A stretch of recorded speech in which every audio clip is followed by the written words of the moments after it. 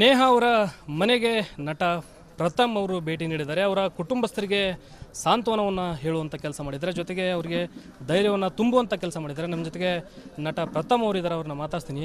Sir, ಘಟನೆಯನ್ನು ನೋಡಿದ್ರಿ, ತಾವು ಕೂಡ ಗಮನಿಸಿದಿರಿ, CCTV ಫುಟೇಜನ್ನು ನೋಡಿದಿರಿ. ಆ ಕ್ರೌರ್ಯ ಏನು ಹೇಳ್ತೀರಿ ಸರ್, ಆ ಕ್ರೌರ್ಯದ ಬಗ್ಗೆ? ಇಲ್ಲ, ಅವರು ತಾಯಿ ಹೇಳಿದಾರಂತೆ ನನ್ನ ಮಗ ಸೊಳ್ಳೆ ಕೂಡ ಹೊಡಿದಿದ್ದಷ್ಟು ಇದು ಅಂತ. ಅದು ಕ್ರೌರ್ಯ ಅವ್ನು ಮಾಡಿಲ್ಲ. ನಾನು ಅವ್ರ ತಾಯಿ ಪರವಾಗಿ ನಾನು ಹೇಳ್ತೀನಿ, ಯಾಕೆಂದರೆ ಅವನು ಬಹುಶಃ ಯಾರೋ AI ಮಾಡಿ CG ಮಾಡಿ ಅವ್ನು ಅಲ್ಲಿ ಇಟ್ಬಿಟ್ಟಿದ್ದಾರೆ. ಅವರೇ ಹೇಳಿದಾರಂತೆ ನನ್ನ ಮಗ ಬಹುಶಃ ಸಣ್ಣ ಒಬ್ರಿಗೂ ತೊಂದರೆ ಕೊಟ್ಟವನಲ್ಲ, ಹಿಂಗೆ ಬಂದು ಮಾಡಿಬಿಟ್ಟಿದ್ದಾನೆ. ಸರ್, ಕೋಪದಲ್ಲಿ ಒಂದು ಸಲ ಹಿಂಗೆ ಚುಚ್ಬೋದು ಸರ್, ಹೊಡೆದ್ಬಿಟ್ಟು ಹೊಟ್ಟೋಗ್ಬೋದು ಸರ್. 9 ಸಲ ಅರ್ಧ ನಿಮಿಷದಲ್ಲಿ ಚುಚ್ತಾನೆ ಅಂದರೆ ಎಷ್ಟು ಕ್ರೌರ್ಯ ಹೆಪ್ಪು ಯೋಚನೆ ಮಾಡಿ. ಅಷ್ಟು ಕ್ರೌರ್ಯ ಒಬ್ಬ ಮನುಷ್ಯನಲ್ಲಿ ಬರುತ್ತೆ ಅಂದರೆ ಎಂತಹ ವಿಕೃತತೆ ಆತನಲ್ಲಿತ್ತು ಯೋಚನೆ ಮಾಡಿ. ನಂಗೆ ತುಂಬ ನೋವು. ಹಾಗೆಲ್ಲ ಸ್ಟೇಟ್ಮೆಂಟ್ಗಳು ಕೊಡಬೇಕಾದ್ರೆ ನೀವು ಇವ್ರು ಏನು ಮಾಡ್ಬಿಟ್ಟವ್ರೆ ಅಂದರೆ, ವೀರಪ್ಪ ನಾಯಕ ಸಿನಿಮಾನ ಒಂದು 5-6 ಸಲ ನೋಡ್ಕೊಬಂದ್ಬಿಟ್ಟಾರೆ. ಅಲ್ಲಿ ವಿಷ್ಣು ಸರ್ ಒಳ್ಳೆಯವರು, ಅವ್ವನೂ ಒಳ್ಳೆಯವರು, ಯಾರು ಶ್ರುತಿ. ಮಗ ಮಾತ್ರ ಕೆಟ್ಟವನಾಯ್ತಾನೆ ಗೊತ್ತಾ, ದೇಶದ್ರೋಹ ಆಯ್ತಾನೆ. ನೋಡಿದ್ದೀರಾ ಫಿಲಮ್ ನೀವು ನೋಡಿದ್ದೀರಾ ಕನ್ನಡಿಗರೇ? ಇಲ್ಲ ಅಂದರೆ ನೋಡಿ, ಯೂಟ್ಯೂಬಲ್ಲಿ ವೀರಪ್ಪ ನಾಯಕ ಸಿನಿಮಾ ಐತೆ. ಆ ಸಿನಿಮಾದಲ್ಲಿ ಅಪ್ಪನೂ ಒಳ್ಳೆಯವರು, ಅವ್ವನೂ ಒಳ್ಳೆಯವರು, ಮಗ ದೇಶದ್ರೋಹ ಆಗಿಬಿಡ್ತಾರಂತೆ. ಇಲ್ಲಿ ಅಪ್ಪನೂ ಬಂದು ಸ್ಟೇಟ್ಮೆಂಟ್ ಕೊಡ್ತಾರೆ, ನಾವು ಹಂಗಲ್ಲ ರೀ, ನಾವು ಹಂಗಲ್ಲ ಅಂತ. ನಾನೇನು ಕೇಳ್ಕೊಳ್ಳೋದೇನು ಅಂತ ಹೇಳಿದ್ರೆ, ಇಬ್ಬರು ಹಂಗಾಗಿದ್ದರೆ ಅಟ್ಲೀಸ್ಟ್ ಇಬ್ಬರು ಶಿಕ್ಷಕರಾಗಿದ್ದು. ಸೊ ನಿಮ್ಮ ಮಗನ ಅಟ್ಲೀಸ್ಟ್ ಗೊತ್ತಾಗ್ತಿಲ್ವ, ಯಾವುದೇ ಹಂತದಲ್ಲಿ ಗೊತ್ತಾಗಿಲ್ವ ಅಂತ. ಅಷ್ಟು ಕ್ರೌರ್ಯ ರಕ್ತ ಹೆಪ್ಪುಕಟ್ಟಿದೆ ಅಂದರೆ ಹೆಂಗೆ ಸರ್? ಸಿನಿಮಾ ನೋಡ್ಕೊಂಬಂದು ನಮ್ಮ ಮುಂದೆನೇ ಹೇಳ್ತಾರಲ್ಲಿ. ನಂಗೆ ಅದು ಭಾಳ ಬೇಜಾರಾಗಿದೆ. ಅದರಲ್ಲಂತೂ ಅವ್ರು ಹೇಳ್ತಾರೆ, ತಾಯಿ ಒಂದು ಮಾತು ಹೇಳ್ತಾರೆ, ಮಹಾತಾಯಿ, ನನ್ನ ಮಗ ಯಾವುದೋ ಇದನ್ನು ಗೆದ್ದಿದ್ದಂತೆ, ಬಾಡಿ ಬಿಲ್ಡಿಂಗೋ ಏನೋ ಅದನ್ನೋ ಗೆದ್ದುಬಿಟ್ಟ ಮೇಲೆ ಸಾವಿರಾರು ಜನ ಹುಡುಗಿರಿಂದೆ ಬಿದ್ದರು. ಸಲ್ಮಾನ್ ಖಾನ್ ಇವನು ಅವ್ನ ಮುಖ ನೋಡಿದ್ದೀರಾ? ಸಲ್ಮಾನ್ ಖಾನ್ ಸಮರ್ ಅವನು ಹೇಳಿ ಸರ್, ಅವ್ನು ಸಲ್ಮಾನ್ ಖಾನ್. ಅವ್ನ ಹಿಂದೆ ಏನು ಹುಡುಗಿರೆಲ್ಲ ಓಡ್ ಬಂದ್ಬಿಡ್ತಂತೆ, ಪ್ರಪಂಚದಲ್ಲಿ ಬೇರೆ ಗಂಡಸರೇ ಇಲ್ಲ, ಇವನೊಬ್ಬನೇ ಭಾಳ ದೊಡ್ಡ ಗಂಡಸು ಅಂದ್ಕೊಂಡು. ಏನರಪ್ಪ ಹಿಂಗೆಲ್ಲ ಸ್ಟೇಟ್ಮೆಂಟ್ ಮಾಡ್ಬೇಕಾದ್ರೆ ಸ್ವಲ್ಪ ನೋಡಿ ಮಾತಾಡಿ. ಪೊಲಿಟಿಷಿಯನ್ಸ್ಗೊಂದು ಮಾತು ಹೇಳೋದು, ನೀವು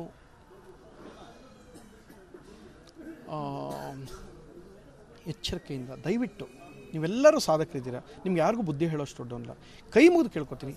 ಇದೊಂಥರ ದುರ್ಘಟನೆ ನಡೆದಿದೆ, ಆದರೆ ಸರ್ಕಾರವನ್ನು ನಡೆಸುವಂಥವ್ರು, ಜನರನ್ನು ಆಳುವಂಥವ್ರು ಬೇಜವಾಬ್ದಾರಿತನವಾದಂಥ ಹೇಳಿಕೆ ನೀಡ್ತಾರಂದರೆ, ಅಂದರೆ ಆಕಸ್ಮಿಕ ಅಂತಕ್ಕಂಥ ಒಂದು ಕೆಲವೊಂದು ಹೇಳಿಕೆಗಳು ನೀಡ್ತಾರಂದರೆ ಏನು ಹೇಳ್ತೀರಿ ಸರ್ ಈ ಜನಪ್ರತಿನಿಧಿಗಳಿಗೆ? ತಪ್ಪು ತಿಳ್ಕೊಳ್ಳೋದಾರ ಒಂದು ಇದು ಮಾಡಲ, ಹಿಂಗೆ ಹೊಡೆದೆ ಅಂದರೆ ಅದು ಆಕಸ್ಮಿಕ.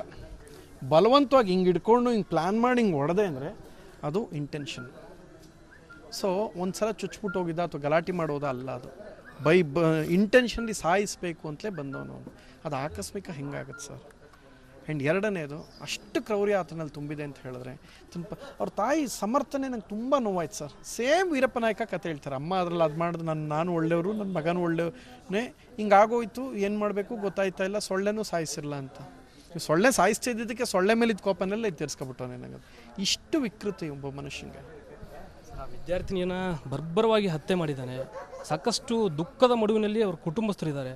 ಆದರೆ ಆರೋಪಿ ಮನೆಗೆ ಒಂದು ರಕ್ಷಣೆ ಕೊಡ್ತಾರೆ ಅಂದರೆ ವ್ಯವಸ್ಥೆ ಎಲ್ಲಿಗೆ ಹೋಗ್ತಾ ಇದೆ ಅಂತ ಸರ್, ಅದು ತಪ್ಪು ಅಂತ ನಾನು ಹೇಳೋಕ್ಕಾಗಲ್ಲ. ಕಸಬ್ಗೆ ಸೆಕ್ಯೂರಿಟಿ ಕೊಟ್ಟ ದೇಶ ಸರ್ ನಮ್ಮದು. ಆದ್ದರಿಂದ ಎಲ್ಲರಿಗೂ ಸಂವಿಧಾನದಲ್ಲಿ ಇದೆಲ್ಲ ಇದೆ, ನಾನು ಅದನ್ನು ವಿರೋಧಿಸಲ್ಲ. ಆದರೆ ಅದ್ರ ಬಗ್ಗೆ ನಾನು ಕ್ಲಾರಿಟಿ ಹೇಳ್ತೀನಿ ಹಿಂದೂಗಳಿಗೆ ಮತ್ತು ಎಲ್ಲರಿಗೂ ಹೇಳುವಂಥದ್ದು, ದಯವಿಟ್ಟು ಎಲ್ಲರೂ ಅಷ್ಟೇ ಅವ್ರ ಫ್ಯಾಮಿಲಿ ವಿಚಾರಕ್ಕೆ ಹೋಗಬೇಡಿ. ಯಾಕೆಂದರೆ ಕೈ ಮುಗಿದು ಕೇಳ್ಕೊಳ್ತೀನಿ, ದಯವಿಟ್ಟು ಇಲ್ಲಿ ಯಾವುದೇ ಥರ ವ್ಯಂಗ್ಯ ಕುಚ್ಚೋದಿ ಅಲ್ಲ, ಈ ವಿಚಾರದಲ್ಲಿ ಬೇಡ. ಯಾಕೆಂದರೆ ಈ ಕೇಸ್ ಇವನಷ್ಟೇ ಅಪರಾಧಿ, ಇವನಿಂದ ಇರೋ ಒಂದು 5-6 ಜನ, ಅವರಷ್ಟು ಜನ ಜೈಲಿಗೆ ಹೋಗಬೇಕು, ಅವರಷ್ಟು ಜನಕ್ಕೆ ಅತ್ಯುಗ್ರ ಶಿಕ್ಷೆ ಆಗಬೇಕು. ಈಗ ಏನಾಗೋದು ಗೊತ್ತಾ, ನೀವೇನೋ ಒಂದು ಚೂರು ಅವ್ರ ಮೇಲೆ ಒಂದು ಸಣ್ಣ ಕಲ್ಲೆಸ್ಬಿಟ್ರಿ ಅಂತ ಅಂದ್ಕೊಳ್ಳಿ, ಸುಮ್ಮನೆ ಇಶ್ಯೂ ಡೈವರ್ಟ್ ಆಗ್ಬಿಡುತ್ತೆ. ಬೇಡ, ದಯವಿಟ್ಟು ಅವ್ರ ಕುಟುಂಬದ ತಂಟೆಗೆ ಹೋಗ್ಬೇಡಿ. ಆಮೇಲೆ ಅದು ಬೇರೆ ರೂಪ ತೊಳುತ್ತೆ, ಅವ್ರ ಕಡೆಯಿಂದ ಒಂದು 20 ಜನ ಬರೋದು, ಇಲ್ಲಿ ಗಲಾಟೆ ಮಾಡೋದು, ಇಲ್ಲೊಂದು 40 ಜನ ಅಲ್ಲಿ ಹೋಗೋದು ಬೇಡ. ದಯವಿಟ್ಟು ಕೈ ಮುಗಿದು ಕೇಳ್ಕೊತೀನಿ, it's my sincere and humble request, ಕೈ ಮುಗಿದೇ ಕೇಳ್ಕೊಳ್ತೀನಿ. ನೋ, ಆ ಕುಟುಂಬದ ತಂಟೆಗೆ ಹೋಗಬೇಡಿ. ಆ ತಾಯಿ ಮತ್ತು ಗಂಡ ಅವ್ರದ್ದು ಏನು ಇವರು ಜೊತೆಲಿದ್ದಾರೆ, ಏನದು ಅವ್ರದ್ದು ಕತೆ? ಮಾಹಿತಿ ಇಲ್ಲ. 2 ವರ್ಷದಿಂದೇನೋ ಅವ್ರ ಜೊತೆಲಿದ್ರು ಅಂತ ಹೇಳೋರು ಸೇಮ್ ವೀರಪ್ಪ ನಾಯಕದ ಕಥೆನೇ ಹೇಳ್ತವ್ರೆ. ನಂಗೆ ಅದೇ ಆಶ್ಚರ್ಯ ಆಗಿದ್ದು, ನಾನು ಬೆಳೆಸಲ್ಲ, ಅವ್ರು ಬೆಳೆಸಿದ್ದಕ್ಕೆ ಅವ್ನು ಹಂಗಾದ ಅಂತ ವಿಷ್ಣು ಸರ್ ಹೇಳ್ತಾರಲ್ಲ. ಒಂದೇ ಮಾತು ಹೇಳ್ತೀನಿ ಆ ತಾಯಿಗೆ, ನೀವೇನಾದ್ರು 20 ವರ್ಷ ಮುಂಚೆ ಈ ಥರ ಆಗಿದ್ರೆ ನಾರಾಯಣವ್ರ ಶ್ರುತಿನ ತಗತಾನೇ ಇರಲ್ಲ, ನಿಮ್ಮನ್ನೇ ತಗೊಳ್ಳೋರು ನಿಮ್ಮ ಪರ್ಫಾರ್ಮೆನ್ಸ್ ನೋಡಿದ್ಮೇಲೆ. ದಯವಿಟ್ಟು ಬೇಡ ಹಿಂಗೆಲ್ಲ ಹೇಳಿಬಿಟ್ಟು ತುಂಬ ಸೇಫರ್ ಸೈಡ್ ಮಾತಾಡಬೇಡಿ. ತುಂಬ ನೋವಾಗಿದೆ. ನನ್ನ ಮಗ ಅಂಥವನಲ್ಲ, ನನ್ನ ಮಗ ಇಂಥವನಲ್ಲ, ಇಲ್ಲ, ನಿಮ್ಮ ಅಷ್ಟು ಕ್ರೌರ್ಯ ಇದ್ಮೇಲೆ ಎಂಥವನಲ್ಲ ಅಂತ ಹೇಳಬಾರ್ದು. ನೀವು ಎಲ್ಲರೂ ಬದುಕಬೇಕು ಸರ್. ಸಂವಿಧಾನ ನಮಗೆಲ್ಲವನ್ನು ಕೊಟ್ಟಿದೆ, ಬದುಕು ಹಕ್ಕು ಎಲ್ಲ ಕೊಟ್ಟಿದೆ. ಅದನ್ನು ಅಸಹ್ಯ ಮಾಡ್ಕೋಬಾರ್ದು ಯಾರು.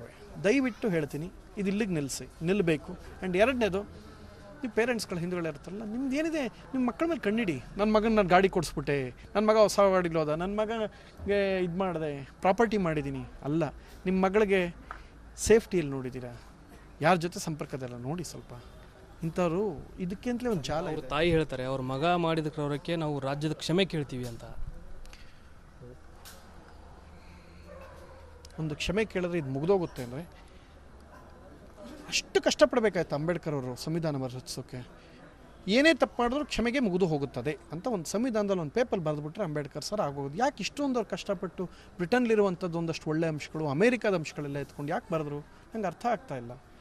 ನೀವು ಕ್ಷಮೆ ಕೇಳೋದಾದರೆ ಅವ್ರನ್ನ ಕುಟುಂಬನ ಕೇಳೋ ಅಗತ್ಯ ಇಲ್ಲ. ಅವ್ರ ತಂದೆ ಏನೋ ಹೇಳಿದ್ದಾರೆ. ಏನು ಹೇಳಿದ್ದಾರೆ ಸರ್ ಅವರು? ಅವ್ರೇನೋ ಹೇಳಿದ್ದಾರೆ ಗೊತ್ತಾ, ಕ್ಷಮೆ ಕೇಳಿದಕ್ಕೆ ಅವ್ರು ತಿರುಗಿಸಿ ವಾಪಸ್ ಹೇಳಿದಾರಲ್ಲ.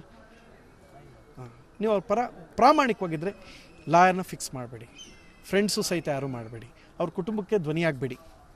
ಇದು ಯಾವುದದು ಜೈಲಿರೋನ ಪರವಾಗಿ ನೀವು ತಾಯಿ ತಂದೆ ಧ್ವನಿಯಾಗಬೇಡಿ, ಕುಟುಂಬಕ್ಕೇನು ಹಂಗಲ್ಲ, ಅವನ ಪರವಾಗಿ ಯಾರು ನಿಂತ್ಕೊಬೇಡಿ. ಆಗ ನೀವು ಹೇಳಿದಂತಹ ಕ್ಷಮೆಗೆ ಅರ್ಥ ಇರುತ್ತೆ.